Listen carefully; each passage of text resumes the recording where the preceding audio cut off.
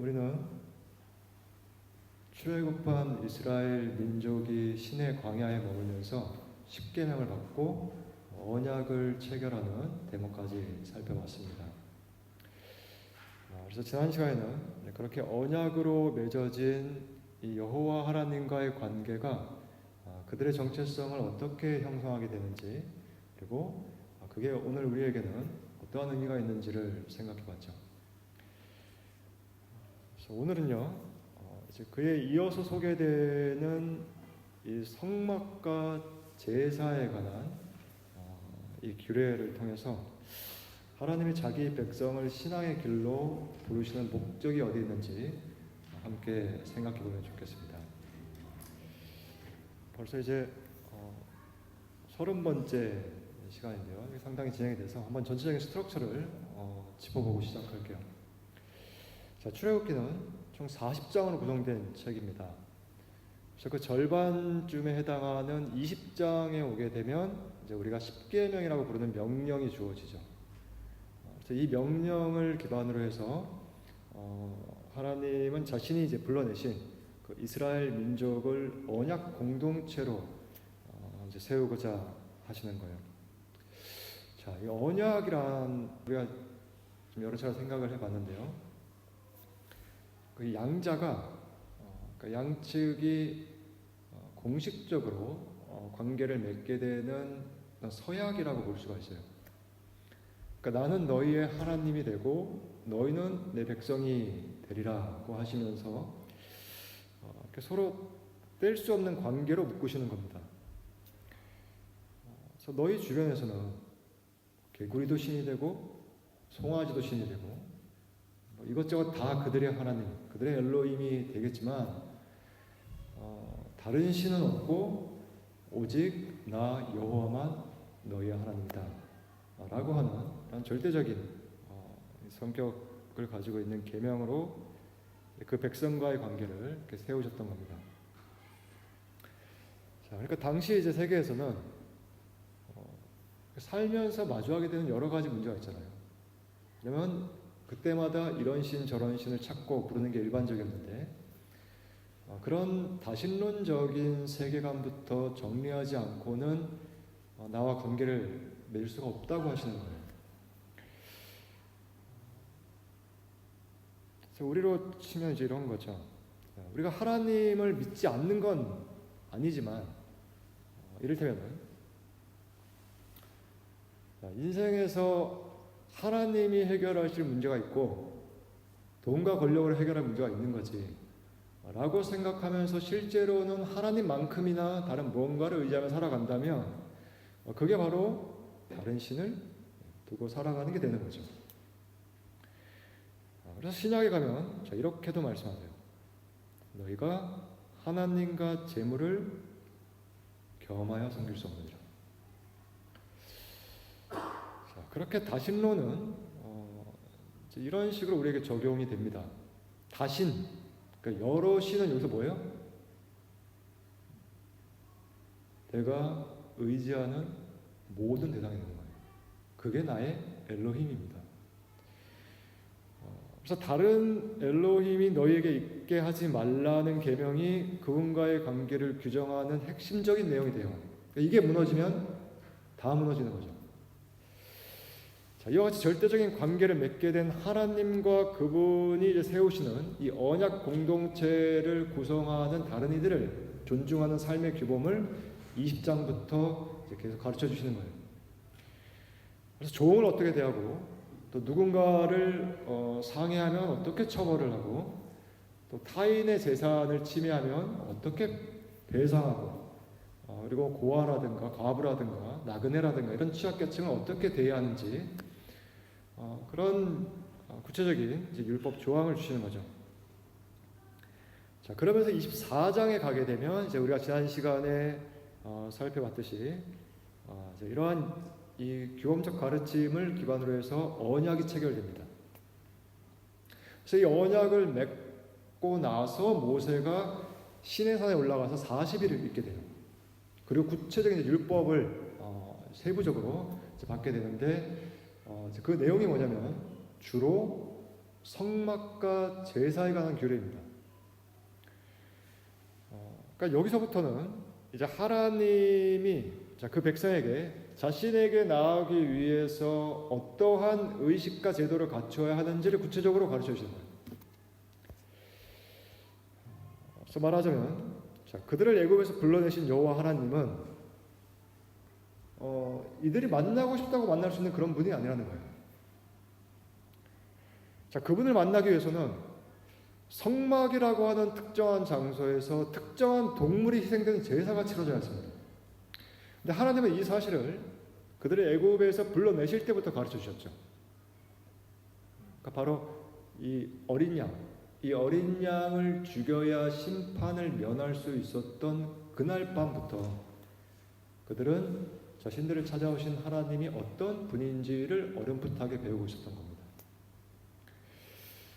그런데 광야라는 곳은 이제 한 장소에 머물러 지내는 곳이 아니잖아요. 그렇죠? 그러니까 하나님이 지금 임하신다고 하시는 이 성막 또는 회막이라고 하는데 이곳은 어떤 고정된 건물이 아니라 이동식 천막으로 세워져 있어요. 그러니까 나중에 이제 그 약속의 땅에 들어가게 되면 그러면 이제 그 성전이죠. 그때는 건물이 세워지지만 지금 여기는 텐트에서 생활해야 했던 그 백성과 마찬가지로 이들을 찾아오시는 하나님도 천막으로 세워진 장소에 임하셨습니다. 근데 여기서 중요한 문제는 이 장소가 뭐 이동식이냐 고정식이냐 이런 게 아니라 그 구조예요. 구조. 그러니까 성막의 구조는 어떻게 되냐면 이제 광야에 이스라엘 진영이 이렇게 있잖아요. 그러면 이제 한 장소에 그 하나님이 임하시는 그 성막을 세워야 하는데 직사각형으로 이 병풍처럼 그 천막으로 울타리를 쳐요. 그러면 동쪽으로 입구가 있습니다. 그럼 이 입구로 들어오게 되면 가장 먼저 보게 되는 게 제단이에요. 그러니까 그 희생 제물을 죽여서 바치는 곳이죠. 그리고 지나가면은 물두멍이라는 게 있습니다. 큰 대야에 물이 담겨 있어서 제사장이 손과 발을 써서 자신을 정결하게 해요. 그 사역을 위해서. 그리고 지나가게 되면 성소가 있어요. 그러니까 성막은 이렇게 천막으로 이렇게 네모지게 만들어 놓은 그 장소 전체를 가리킨다면 그 안에는 제단도 있고 물두멍도 있고 성소도 있는 거죠. 근데 성소는 이제 무거운 그 장마로 덮어놓습니다. 큰 텐트 같아요. 그러니까 성막은 위에가 뚫려 있는데, 그죠? 울타리만 쳤으니까. 근데 그 뜰 안에 있는 성소는 그렇지 않죠. 예. 이렇게 장막으로 덮어놓습니다. 그럼 여러분 텐트 속에 깜깜한 햇빛이 안 들어오는 텐트에 들어가면 어때요? 내부 어떻게 써요? 예. 어둡잖아요. 그러니까 그 안에 들어가게 되면 등잔대로 불을 켜놔요. 그리고 그 맞은편에는 이제 진설병이라고 해서 그 12개의 떡을 이렇게 진열해 놓는 테이블이 있습니다. 그리고 그 옆에는 이제 하나님께 향을 올려드리는 향단이라는 게 있어요. 자, 이렇게 성소가 구성되어 있는데 또 이게 끝이 아니에요. 이 향단을 지나가게 되면 그 너머에는 이제 휘장이라고 하는 커튼이 쳐져 있어요. 그럼 그 커튼을 열고 들어가면 나오는 공간이 있는데 거기가 지성소라고 합니다. 이 장소는 일반 제사장들이 아니라 대제사장이 1년에 한 번 희생 제물의 피를 가지고 들어가서 하나님이 그 백성의 죄를 사하셨다는 속죄 의식을 행하는 곳이었어요. 그리고 바로 그 지성소에 모세가 시내산에 올라가서 받게 된 언약의 돌판이 이 궤안에 보관되어 있었습니다. 그러니까 그 언약의 근거에서 하나님이 그 백성의 죄를 사하시는 곳이 지성소였던 거죠. 자, 다 기억을 하셔도 됩니다. 중요한 건 이거예요. 자, 그럼 질문 한번 던져볼게요. 왜 하나님은 이렇게 복잡하게 설계해서 세워야 하는 장소를 광야에 만들려고 하셨을까? 그리고 왜 까다로운 제사를 그 장소에서 드리라고 하신 걸까? 여러분, 만일 이스라엘 민족을 애굽에서 불러내신 궁극적인 목적이 그냥 약속의 땅에 그들을 보내는 데 있었다면, 생각해 보세요. 광야에서 이런 복잡한 규례를 주시면서 성막을 세우고 그리고 제사를 드리라고 할 필요가 없었겠죠. 그러니까 단순히 젖과 꿀이 흐르는 땅으로 그들을 들여보내는 게 궁극적인 목적이었다면, 광야에서 이럴 게 아니라, 그죠? 그게 목적이니까 빨리 그 땅으로 들여보내고 거기서 차라리 번듯한 성전을 지어라고 하시면 되는 거예요. 근데 여기서 우리는 출애굽의 목적이 어디에 있었는지를 좀 생각해 볼 필요가 있습니다. 하나님이 처음에 이 떨기나무 불꽃 가운데 모세를 찾아오셨을 때 뭐라고 하셨냐면, 네가 애굽에 가서 내 백성을 그 바로의 손에서 인도해내야 하는데, 너는 그 애굽 왕에게 우리가 우리 하나님 여호와께 제사를 드리러 가도록 허락하라, 이렇게 요청하라고 하십니다. 그러니까 여기에는 우리가 짚고 넘어가야 될 중요한 포인트가 있어요. 하나님이 그 백성을 애굽에서 불러내신 궁극적인 목적은 바로 제사를 통해 그들이 하나님을 만나는 데 있었다는 겁니다. 즉, 애굽이라는 곳에서 제사가 드려지지 않았다는 건 그곳에서는 하나님께 나아갈 수 있는 길이 막혀 있었다는 거예요. 다시 말해, 제사란 그 행위 자체가 목적이 아니라 죽을 수밖에 없는 죄인이 거룩하신 하나님께 나아가기 위한 길이 되잖아요. 그런데 애굽에서는 그 길이 막혀 있었다는 거죠. 물론 1차적으로 보면 출애굽은 우리가 이미 다 살펴봤지만 분명히 오래전 하나님이 이들의 조상인 아브라함에게 약속하셨던 그 땅을 주시기 위해 일어난 사건이죠.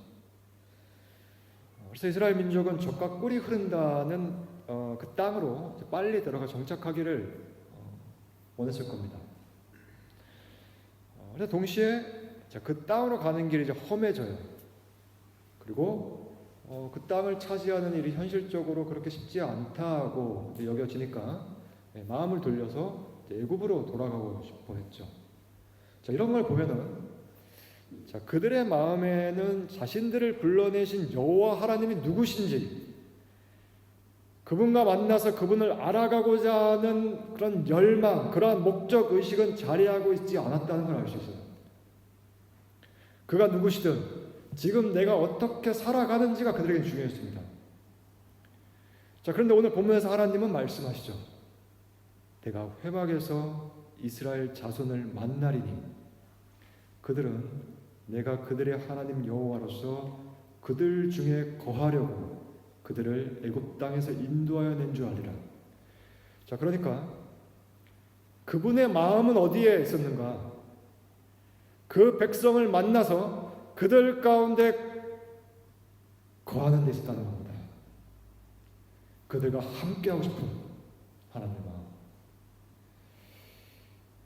우리가 신앙생활을 잘못하면 이런 꿈을 꿀 수 있어요.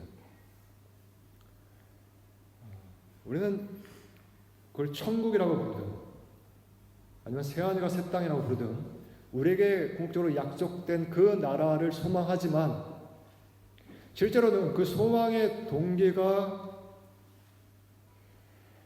하나님을 만나고 그분을 알아가는 데는 있지 않을 수가 있어요.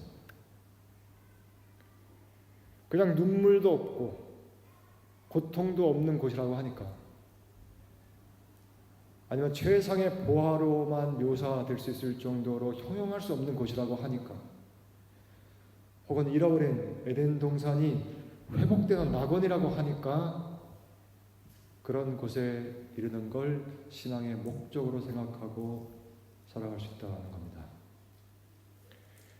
정작 그 백성을 만나고 그들 가운데 거하겠다는 하나님 자신에 대한 마음은 없으면서 말이죠.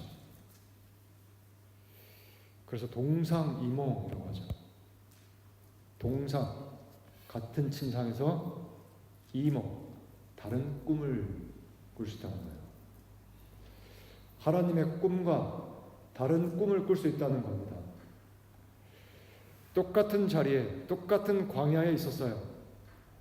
그런데 여호와라는 분은 그들 가운데 거하여 참으로 그들의 하나님이 되시는 데 목적을 두고 있었는데 그들은 그분의 참 백성이 되는 데는 그리 목적을 두고 살지 않았죠.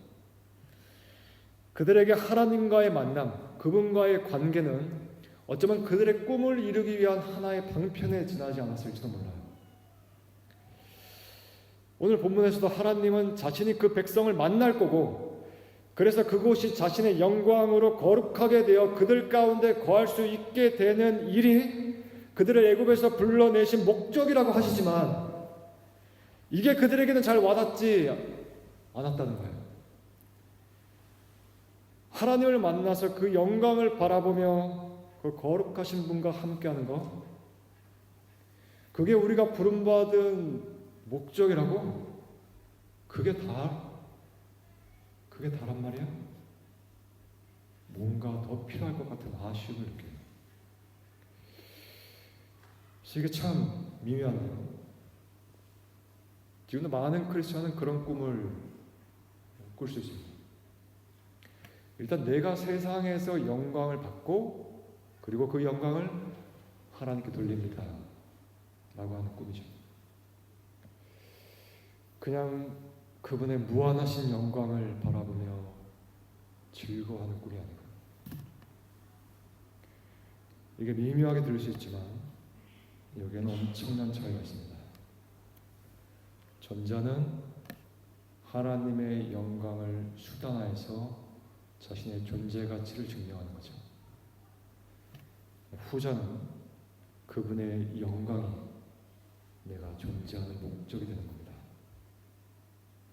우리가 나중에 살펴보겠지만 이 시내 광야에서 모세가 산에 올라가서 오랫동안 내려오지 않아요.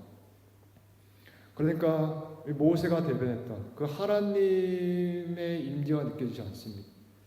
오히려 하나님의 부재가 깊이 느껴지니까 이스라엘들이 어떻게 해요? 송아지 형상의 하나님을 만들어내죠.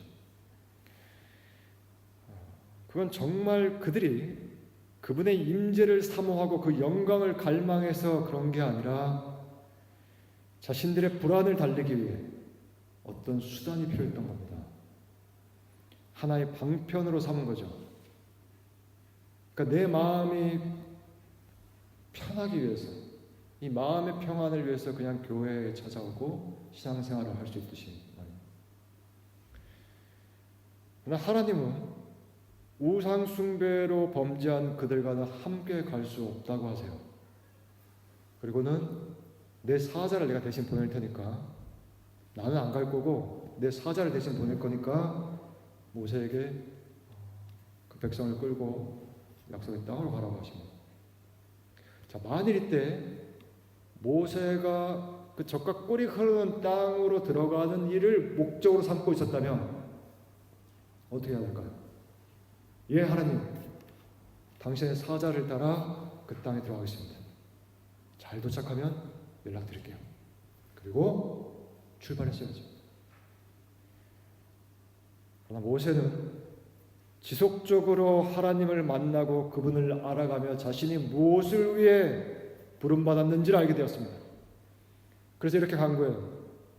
모세가 여호와께 아뢰되 주께서 친히 가지 아니하시려거든 우리를 이곳에서 올려보내지 마옵소서.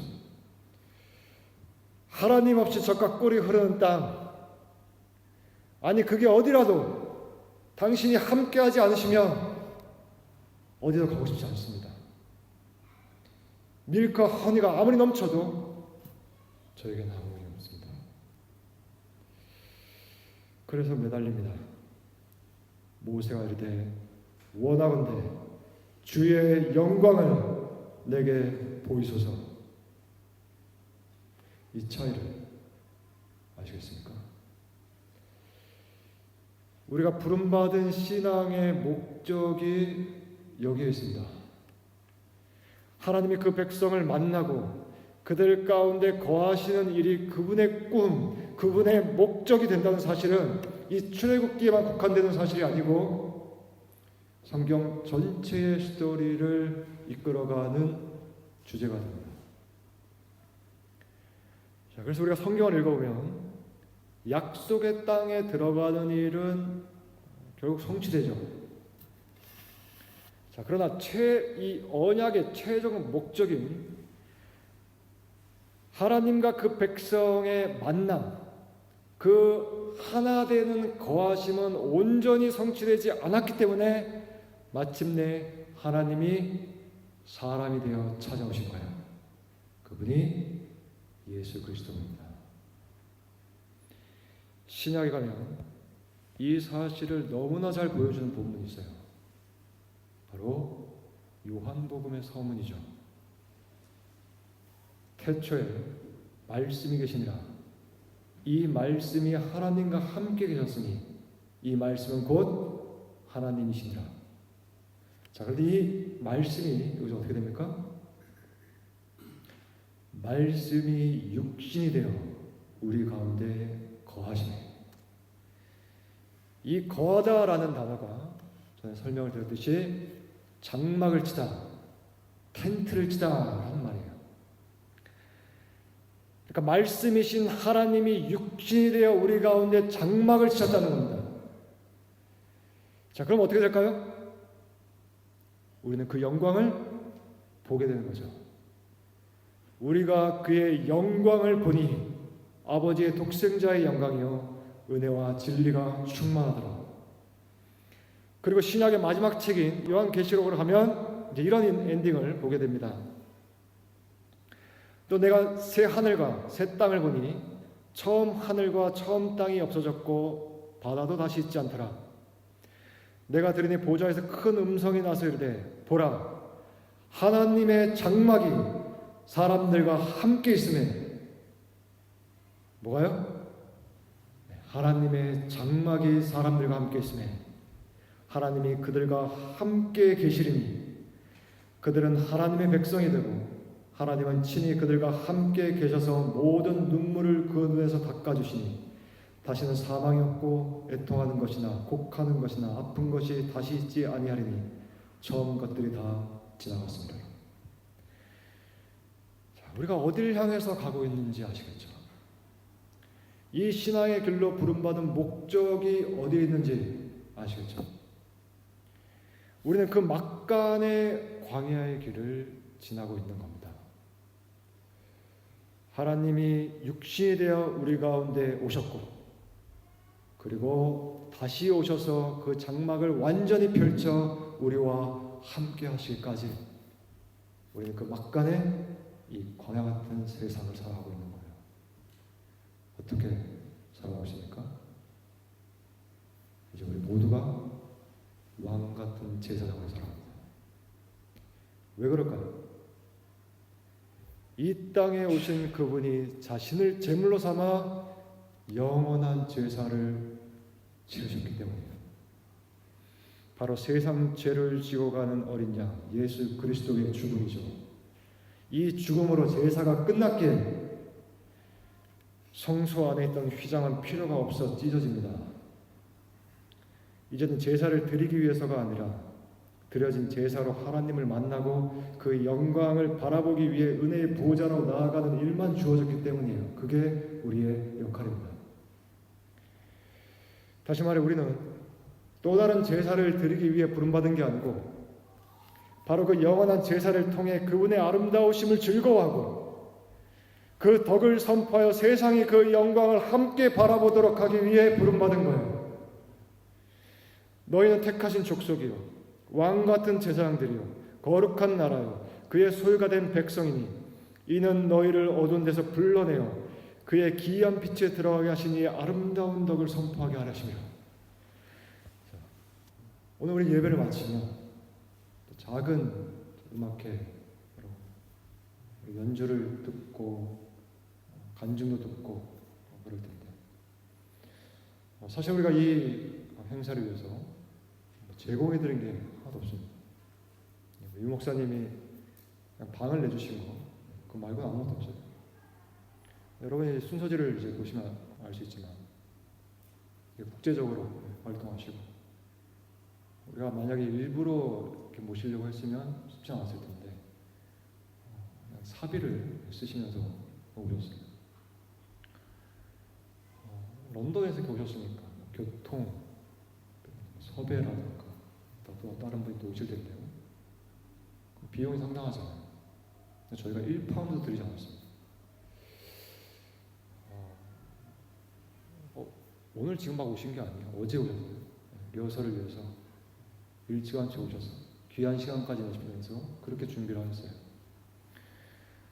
제가 그랬습니다. 이 후원할 수 있도록 저희가 계좌라도 그렇게 알려주시는 게 어떠냐. 근데 혹여나 이 사역의 취지라든가 목적이 가려질까봐 망설이시더라고요. 우리는 이러면 이제 그런 생각을 할 수가 있어요. 다 이유가 있어서 저런 일을 하겠지. 저렇게까지 하는 데는 다른 이유가 있을 거예요. 그렇죠. 우리가 만약에 런던에 간다고 한다면 무슨 여행이라든가 출장이라든가 다른 볼 일이 있어서 갔다가 교회도 들려서 예배도 드리고 그런 거지. 예배를 드리기 위해서 돈을 쓰면서 가진 않잖아요. 제가 이야기를 지난 주중에 하면서 그때 알게 됐어요. 여행은 이미 과거에 오셨다 하셨다고 하더라고요. 그럼 무슨 이유로 여기까지 지방인데 오셔서 우리와 함께 예배를 드리시는가? 만일 그 이유가 정말로 나에게 주신 사명, 이 연주로 주님의 아름다우심을 즐거워하고 함께 그 영광을 바라보도록 하기 위해서 그 목적을 위해서 값을 치러 오셨다면 그럼 우리는 오늘 어떤 생각을 가지고 돌아가야 할까요? 제가 음악을 안 하기 때문에 잘 몰랐는데 그렇게 생각해보니까 이해가 되더라고요.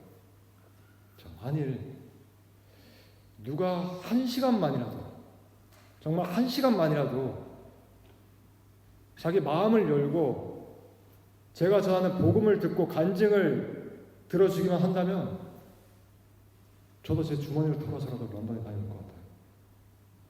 아니, 런던이 아니라 어디든 못 가겠습니까? 그렇게 해서 누군가가 그분을 만나기만 한다면